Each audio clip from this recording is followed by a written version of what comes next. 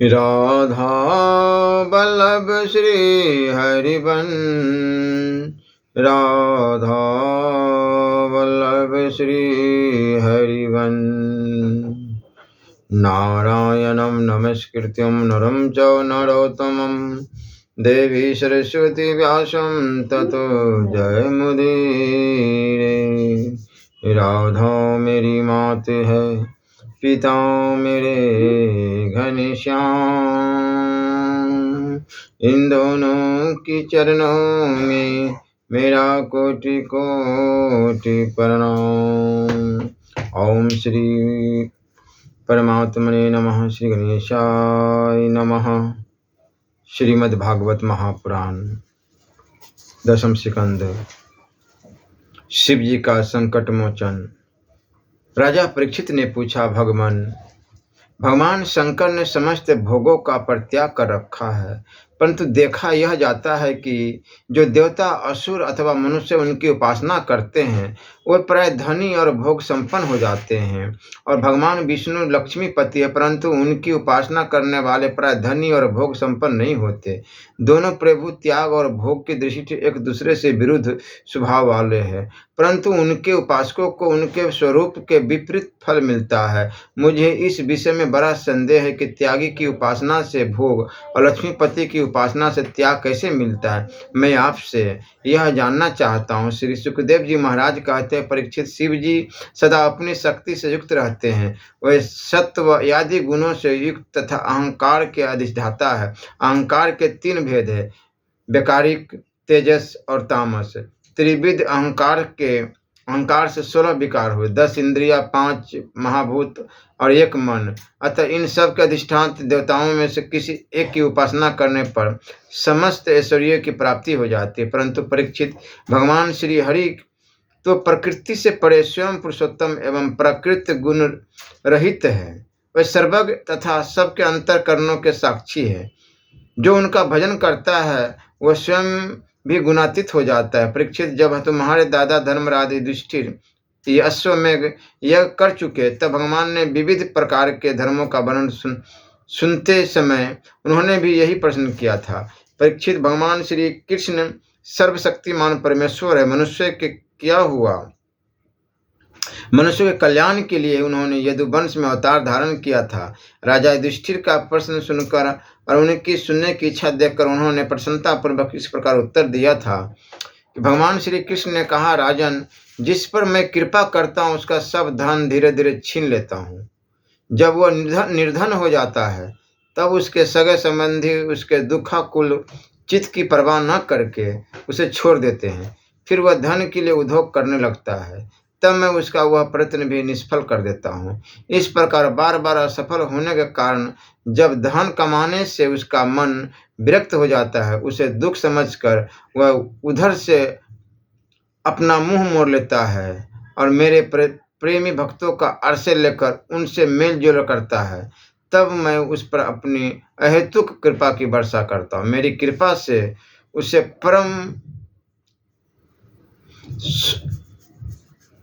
परम सूक्ष्म अनंत सच्चिदानंद स्वरूप परब्रह्म की प्राप्ति हो जाती है। इस प्रकार मेरी प्रसन्नता, मेरी आराधना बहुत कठिन है। इसी से साधारण लोग मुझे छोड़कर मेरे ही दूसरे रूप अन्य देवताओं की आराधना करते हैं। दूसरे देवता आशुतोष हैं, वे झटपट पिघल पड़ते हैं और अपने भक्तों को साम्राज्य लक्ष्मी दे देते हैं।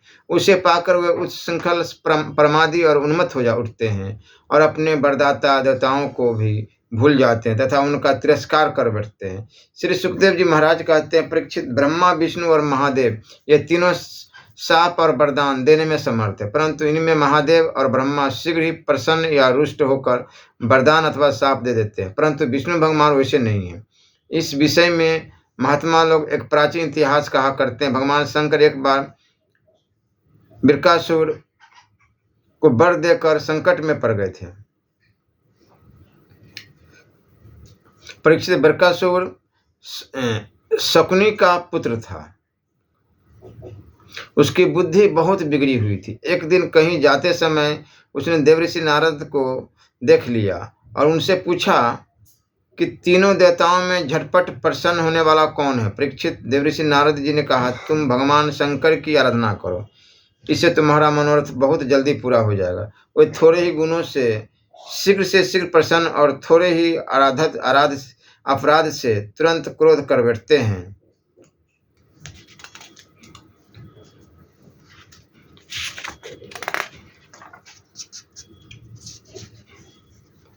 रावण और बानासुर ने केवल बंदी जनों के समान शंकर जी की कुछ स्तुतियां की थी, इसी से उन पर प्रसन्न हो गए और उन्हें अतुलनीय ऐश्वर्य दे दिया। बाद में रावण के कैलाश उठाने और बानासुर के नगर की रक्षा भार लेने से वे उनके लिए संकट में भी पड़ गए थे। नारद जी का उपदेश पाकर बृकासुर केदार क्षेत्र में गया और अग्नि को भगवान शंकर का मुख मानकर अपने शरीर का मांस काट कर उसमें हवन करने लगा। इस प्रकार 6 दिन तक उपासना करने पर भी जब उससे भगवान शंकर दर्शन न हुए तब उसे बड़ा दुख हुआ। 7वें दिन केदार तीर्थ में स्नान करके उसने अपने भीगे बाल वाले मस्तक को कुल्हाड़े से काट कर हवन करना चाहा। परीक्षित, जैसे जगत में कोई दुख बस आत्महत्या करने जाता है तो हम लोग करुणा बस उसे बचा लेते हैं, वैसे ही परम दयालु भगवान शंकर ने बृकासुर के आत्मघात के पहले ही अग्नि कुंड से अग्निदेव के समान प्रकट होकर अपने दोनों हाथों से उसके दोनों हाथ पकड़ लिए और गला काटने से रोक लिया। उनका स्पर्श होते ही बृकासुर के अंग ज्यों के त्यों पूर्ण हो गए। भगवान शंकर ने बृकासुर से कहा, प्यारे बृकासुर, बस करो, बहुत हो गया। मैं तुम्हें वर देना चाहता हूँ, तुम मुंह मांगा वर मांग लो। अरे भाई, मैं तो अपने शरणागत भक्तों पर केवल जल चढ़ाने से संतुष्ट हो जाया करता हूँ, भला तुम झूठ मूठ अपने शरीर को क्यों पीड़ा दे रहे हो? परीक्षित, अत्यंत पापी बृकासुर ने समस्त प्राणियों को भयभीत करने वाला यह वर मांगा कि मैं जिसके सिर पर हाथ रखूं वही मर जाए। परीक्षित, उसकी यह याचना सुनकर भगवान रुद्र पहले तो कुछ अनमने से हो गए, फिर हंसकर कह दिया, अच्छा ऐसा ही हो। ऐसा वर देकर उन्होंने मानो सांप को अमृत पिला दिया। भगवान शंकर के इस प्रकार कह देने पर बृकासुर के मन में यह लालसा हो आई कि मैं पार्वती जी को ही हर लूं। वह असुर शंकर जी के वर की परीक्षा के लिए उन्हीं के सिर पर हाथ रखने का उद्योग करने लगा। अब तो शंकर जी अपने दिए हुए वरदान से ही भयभीत हो गए। वह उनका पीछा करने लगा और वह उससे डरकर कांपते हुए भागने लगे।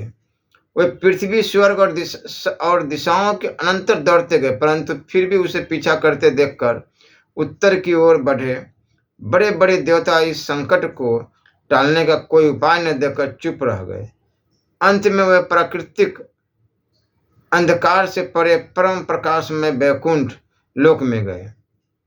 वैकुंठ में स्वयं भगवान नारायण निवास करते हैं। एकमात्र वही उन सन्यासियों की परम गति है जो सारे जगत को अभय दान करके शांत भाव में इष्ट हो गए। वैकुंठ में जाकर जीव को फिर लौटना नहीं पड़ता। भक्त भयहारी भगवान ने देखा कि शंकर जी तो बड़े संकट में पड़े हुए हैं, तब वे अपनी योग माया से ब्रह्मचारी बनकर दूर से ही धीरे धीरे बृकासुर की ओर आने लगे। भगवान ने मूंज की मेखला, काला मृग चर्म, दंड और रुद्राक्ष की माला धारण कर रखी थी। उनके एक एक अंग से ऐसी ज्योति निकल रही थी मानो आग धधक रही हो। वे हाथ में कुश लिए हुए थे। बृकासुर को देखकर उन्होंने बड़ी निर्ममता से झुककर प्रणाम किया। ब्रह्मचारी वेशधारी भगवान ने कहा, शकुनी नंदन बृकासुर जी, आप स्पष्ट ही बहुत थके से जान पड़ते हैं। आज आप बहुत दूर से आ रहे हैं, क्या तनिक विश्राम तो कर लीजिए। देखिए, यह शरीर ही सारे सुखों की जड़ है, इसी से सारी कामनाएं पूरी होती है। इसे अधिक कष्ट न देना चाहिए। आप तो सब प्रकार से समर्थ हैं। इस समय आप क्या करना चाहते हैं? यदि मेरे सुनने योग्य कोई बात हो तो बतलाइए।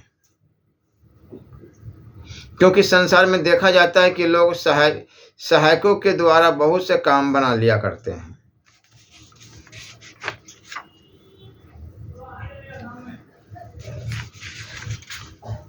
श्री सुखदेव जी महाराज कहते, परीक्षित, भगवान के एक शब्द से अमृत बरस रहा था। उनके इस प्रकार पूछने पर पहले तो उसने तनिक ठहर कर अपनी थकावट दूर की। उसके बाद क्रमश अपनी तपस्या, वरदान प्राप्ति तथा भगवान शंकर के पीछे दौड़ने की बात शुरू से कह सुनाई। श्री भगवान ने कहा, अच्छा ऐसी बात है, तब तो भाई हम उसकी बात पर विश्वास नहीं करते। आप नहीं जानते क्या, वह तो दक्ष प्रजापति के शाप से पिशाच भाव को प्राप्त हो गया है। आजकल वही प्रेतों और पिशाचों का सम्राट है। दानवराज, आप इतने बड़े होकर ऐसी छोटी छोटी बातों पर विश्वास कर लेते हैं। आप यदि अब भी उसे जगत गुरु मानते हो और उसकी बात पर विश्वास करते हो तो झटपट अपने सिर पर हाथ रखकर परीक्षा कर लीजिए। दानव शिरोमणि, यदि किसी प्रकार शंकर की बात असत्य निकले तो उस असत्यवादी को मार डालिए, जिससे फिर कभी वह झूठ न बोल सके। परीक्षित, भगवान ने ऐसी मोहित करने वाली अद्भुत और मीठी बात कही कि उसकी विवेक बुद्धि जाती रही। उस दुर्बुद्धि ने भूलकर अपने ही सिर पर हाथ रख लिया। बस उसी क्षण उसका सिर फट गया और वह वहीं धरती पर गिर पड़ा, मानो उस पर बिजली गिर पड़ी हो। उस समय आकाश में देवता लोग जय जय, नमो नमो, साधु साधु के नारे लगाने लगे। पापी बृकासुर की मृत्यु से देवता, ऋषि, पितर और गंधर्व अत्यंत प्रसन्न होकर पुष्पों की वर्षा करने लगे और भगवान शंकर उस विकट संकट से मुक्त हो गए। अब भगवान पुरुषोत्तम ने भय मुक्त शंकर जी से कहा कि देवाधिदेव, बड़े हर्ष की बात है कि इस दुष्ट को इसके पापों ने ही नष्ट कर दिया। परमेश्वर, भला ऐसा कौन प्राणी है जो महापुरुषों का अपराध करके कुशल से रह सके? फिर स्वयं जगत गुरु विश्वेश्वर, आपका अपराध करके तो कोई सकुशल रह ही कैसे सकता है? भगवान अनंत शक्तियों के समुद्र है। उनकी एक एक शक्ति मन और वाणी की सीमा के परे है। और प्रकृति से अतीत स्वयं परमात्मा है। उनकी शंकर जी को संकट से छुड़ाने की यह लीला जो कोई कहता है या सुनता है, वह संसार के बंधनों और शत्रुओं को भय से मुक्त हो जाता है।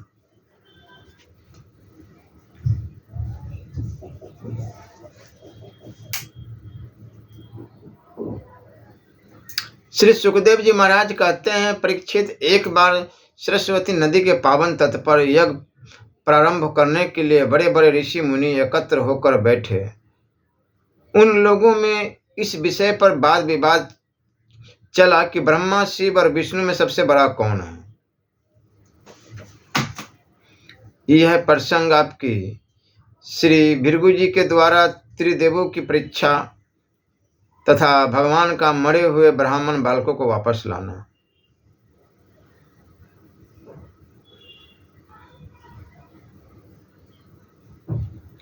परीक्षित, उन लोगों ने यह बात जानने के लिए ब्रह्मा, विष्णु, शिव की परीक्षा लेने के उद्देश्य से ब्रह्मा के पुत्र भृगु जी को उनके पास भेजा।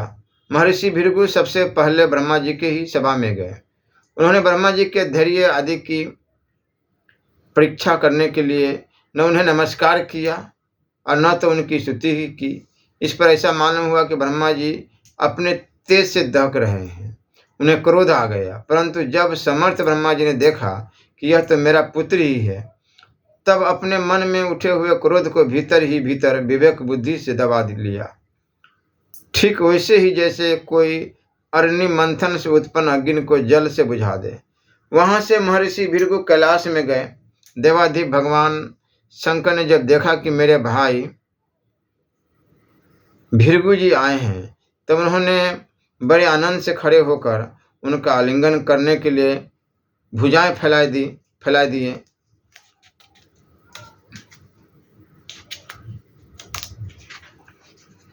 परंतु महर्षि भृगु ने उनसे आलिंगन करना स्वीकार न किया और कहा, तुम लोग और वेद की मर्यादा का उल्लंघन करते हो, इसलिए मैं तुमसे नहीं मिलता।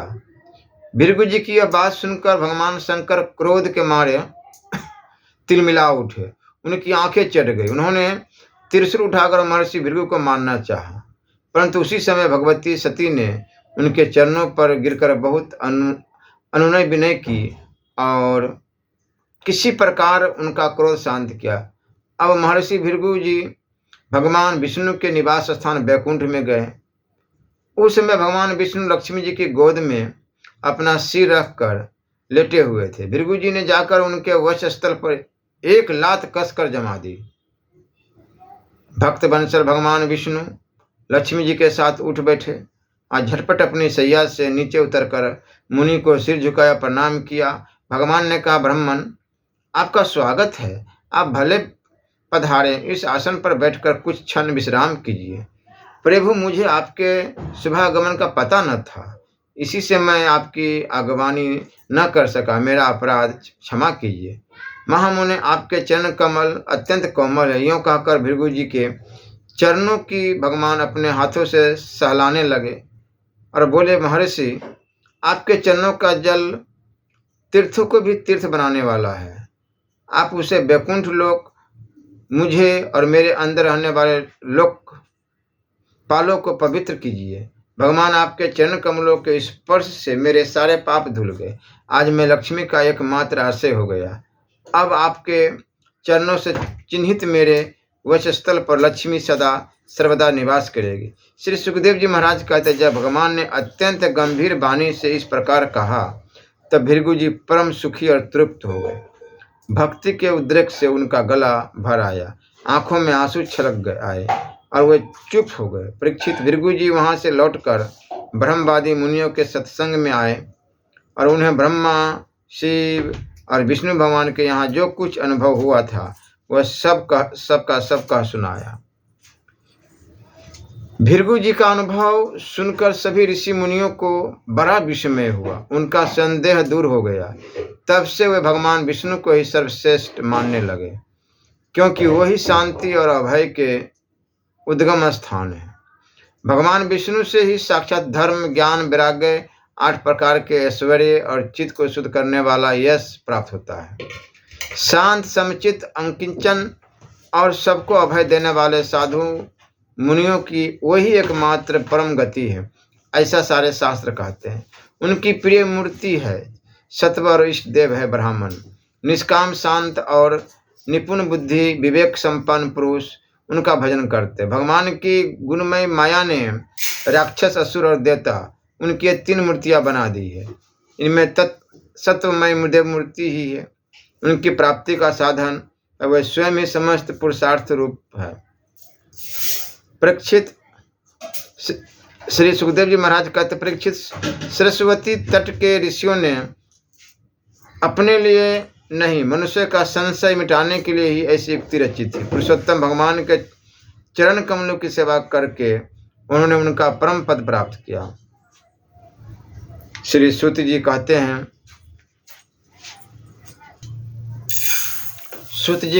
सुनकादि ऋषियों, भगवान पुरुषोत्तम की यह कमनीय कीर्ति कथा जन्म मृत्यु रूप संसार के भय को मिटाने वाली है। यह व्यास नंदन भगवान श्री सुखदेव जी के मुखारबिंद से निकली हुई सुरभिमय मधुमय सुधा धारा है। इस संसार के लंबे पथ का जो बटोही अपने कानों के दोनों से इसका निरंतर पान करता रहता है, उसकी सारी थकावट जो जगत में इधर उधर भटकने से होती है दूर हो जाती है। श्री सुखदेव जी कहते हैं, परीक्षित, एक दिन की बात है, द्वारकापुरी में किसी ब्राह्मणी के गर्भ से एक पुत्र पैदा हुआ, परंतु वह उसी समय पृथ्वी का स्पर्श होते ही मर गया। ब्राह्मण अपने बालक का मृत शरीर लेकर राजमहल के द्वार पर गया और वहां उसे रखकर अत्यंत आतुरता और दुखी मन से विलाप करता हुआ कहने लगा, इसमें संदेह नहीं कि ब्राह्मण द्रोही, द्रुत, कृपण और विषय राजा के कर्म दोष से ही मेरे बालक की मृत्यु हुई है। जो राजा हिंसापरायण, दुशील और अजितेंद्रिय होता है, उसे राजा मानकर सेवा करने वाली प्रजा दरिद्र होकर दुख पर दुख भोगती रहती है और उसके सामने संकट पर संकट आते रहते हैं। परीक्षित इसी प्रकार अपने दूसरे और तीसरे बालक के भी पैदा होते ही मर जाने पर वह ब्राह्मण लड़के की लाश राजमहल के दरवाजे पर डाल गया और वही बात कह गया। 9वें बालक के मरने पर जब वह वहां आया तब उस समय भगवान श्री कृष्ण के पास अर्जुन भी बैठे हुए थे। उन्होंने ब्राह्मण की बात सुनकर उससे कहा, ब्राह्मण, आपके निवास स्थान द्वारका में कोई धनुषधारी क्षत्रिय नहीं है क्या? मालूम होता है कि यह यदुवंशी ब्राह्मण है और प्रजा पालन का परित्याग करके किसी यज्ञ में बैठे हुए हैं। जिनके राज्य में धन, स्त्री अथवा पुत्रों से वियुक्त होकर ब्राह्मण दुखी होते हैं, वे क्षत्रिय नहीं है। क्षत्रिय के भेष में पेट पालने वाले नट है, उनका जीवन व्यर्थ है। भगवान, मैं समझता हूँ कि आप स्त्री पुरुष अपने पुत्रों की मृत्यु से दीन हो रहे हैं। मैं आपकी संतान की रक्षा करूँगा। यदि मैं आपकी प्रतिज्ञा पूरी न कर सका तो आग में कूदकर जल मरूंगा और इस प्रकार मेरे पाप का प्रायश्चित हो जाएगा। ब्राह्मण ने कहा, अर्जुन, यहाँ बलराम जी, भगवान श्री कृष्ण, धनुधर शिरोमणि प्रद्युम्न, आदित्य योद्धा अनिरुद्ध भी जब मेरे बालकों की रक्षा करने में समर्थ नहीं है, इन जगदीश्वर के लिए भी यह काम कठिन हो रहा है, तब तुम इसे कैसे करना चाहते हो? सचमुच यह तुम्हारी मूर्खता है। हम तुम्हारी इस बात पर बिल्कुल विश्वास नहीं करते। अर्जुन ने कहा, ब्राह्मण, मैं बलराम श्री कृष्ण अथवा प्रद्युम्न नहीं हूँ। मैं हूँ अर्जुन, जिसका गांडीव नामक धनुष विश्वविख्यात है। ब्राह्मण देवता, आप मेरे बल पौरुष का तिरस्कार मत कीजिए। आप जानते नहीं, मैं अपने पराक्रम से भगवान शंकर को संतुष्ट कर चुका हूँ। भगवान, मैं आपसे अधिक क्या कहूँ? मैं युद्ध में साक्षात मृत्यु को भी जीतकर आपकी संतान ला दूंगा। परीक्षित, जब अर्जुन ने उस ब्राह्मण को इस प्रकार विश्वास दिलाया तब वह लोगों के से उनके बल परोस का बखान करता हुआ बड़ी प्रसन्नता से अपने घर लौट गया। प्रसव का समय निकट आने पर ब्राह्मण आतुर होकर अर्जुन के पास आया और कहने लगा, इस बार तुम मेरे बच्चे को मृत्यु से बचा लो। यह सुनकर अर्जुन ने शुद्ध जल से आचमन किया तथा भगवान शंकर को नमस्कार किया। फिर दिव्य अस्त्रों का स्मरण किया और गांडीव धनुष पर डोरी चढ़ाकर उसे हाथ में ले लिया। अर्जुन ने बाणों को अनेक प्रकार के अस्त्र मंत्रों से अभिमंत्रित करके प्रसव गृह को चारों ओर से घेर दिया। इस प्रकार उन्होंने सुतका गृह के ऊपर नीचे अगल बगल बाणों का एक पिंजरा सा बना दिया। इसके बाद ब्राह्मणी के गर्भ से एक शिशु पैदा हुआ जो बार बार रो रहा था, परंतु देखते ही देखते वह सशरीर आकाश में अंतर्ध्यान हो गया। अब वह ब्राह्मण भगवान श्री कृष्ण के सामने ही अर्जुन की निंदा करने लगा। वह बोला, मेरी मूर्खता तो देखो, मैंने इस नपुंसक की डिंग भरी बातों पर विश्वास कर लिया। भला जिसे प्रद्युम्न, अनिरुद्ध, यहाँ तक कि बलराम और भगवान श्री कृष्ण भी न बचा सके, उसकी रक्षा करने में और कौन समर्थ है? मिथ्यावादी अर्जुन को धिक्कार है। अपने मुंह अपनी बड़ाई करने वाले अर्जुन के धनुष को धिक्कार है। इसकी दुर्बुद्धि तो देखो, यह मूर्खता बस उस बालक को लौटा लाना चाहता है जिसे प्रारब्ध ने हमसे अलग कर दिया है। जब यह ब्राह्मण इस प्रकार उन्हें भला बुरा कहने लगा तब अर्जुन योग बल से तत्काल स्वयं समयनीपुरी में गए, जहाँ भगवान यमराज निवास करते हैं। वहाँ उन्हें ब्राह्मण का बालक नहीं मिला। फिर वे शस्त्र लेकर कर्मश इंद्र, अग्नि, निषुप्ति, सोम, वायु और वरुण आदि पुरियों में, अतलादि नीचे के लोकों में, स्वर्ग से ऊपर के महरलोकों आदि में भी अनन्य स्थानों में गए, परंतु कहीं भी उन्हें ब्राह्मण का बालक न मिला। उनकी प्रतिज्ञा पूरी न हो सकी। अब उन्होंने अग्नि में प्रवेश करने का विचार किया, परंतु भगवान श्री कृष्ण ने उन्हें ऐसा करने से रोकते हुए कहा, भाई अर्जुन, तुम अपने आप अपना तिरस्कार मत करो। मैं तुम्हें ब्राह्मण के सब बालक अभी दिखाई देता हूँ। आज जो लोग तुम्हारी निंदा कर रहे हैं वही फिर हम लोगों की निर्मल कीर्ति को स्थापना करेंगे। सर्वशक्तिमान भगवान श्री कृष्ण इस प्रकार समझा बुझाकर अर्जुन के साथ अपने दिव्य रथ पर सवार हुए और पश्चिम दिशा को प्रस्थान किया। उन्होंने 7 पर्वतों वाले 7 द्वीप, 7 समुद्र और लोकालोक पर्वतों को लांग कर घोर अंधकार में प्रवेश किया। परीक्षित, वह अंधकार इतना घोर था कि उसमें सेव्य, सुग्रीव, मेघपुष्प और बालाहक नाम के 4 घोड़े अपना मार्ग भूलकर इधर उधर भटकने लगे। उन्हें कुछ सूझता ही न था। योगेश्वरों के भी योगेश्वर परमेश्वर भगवान श्री कृष्ण ने घोड़ों की यह दशा देखकर अपने सहस्त्र सहस्त्र सूर्यों के समान तेजस्वी चक्र को आगे चलने की आज्ञा दी।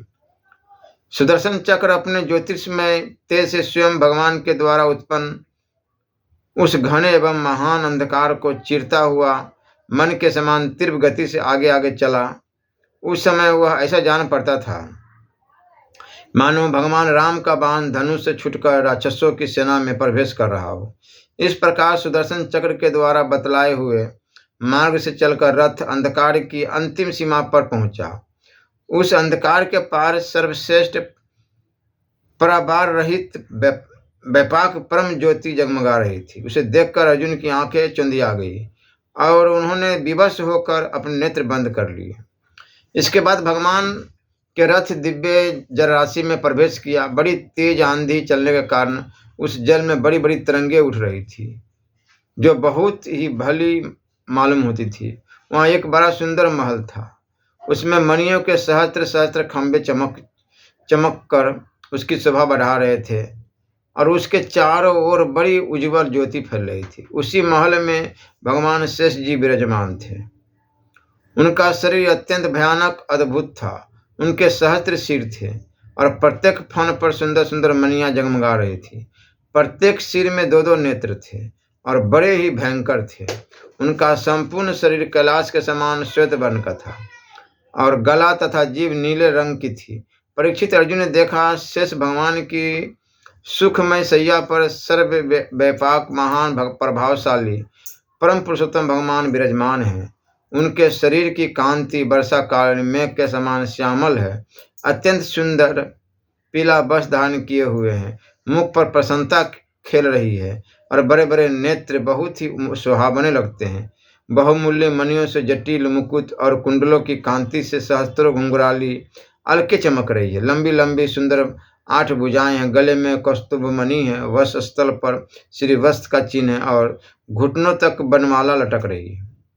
अर्जुन ने देखा कि उनके नंद, सुनंद आदि अपने पार्षद चक्र, सुदर्शन आदि अपने मूर्तिमान आयुध तथा पुष्टि, श्री कीर्ति और अज्जा, ये चारों शक्तियां एवं संपूर्ण रिद्धियां ब्रह्मादि लोकपालों के अधीश्वर भगवान की सेवा कर रही है। परीक्षित, भगवान श्री कृष्ण ने अपने ही स्वरूप श्री अनंत भगवान को प्रणाम किया।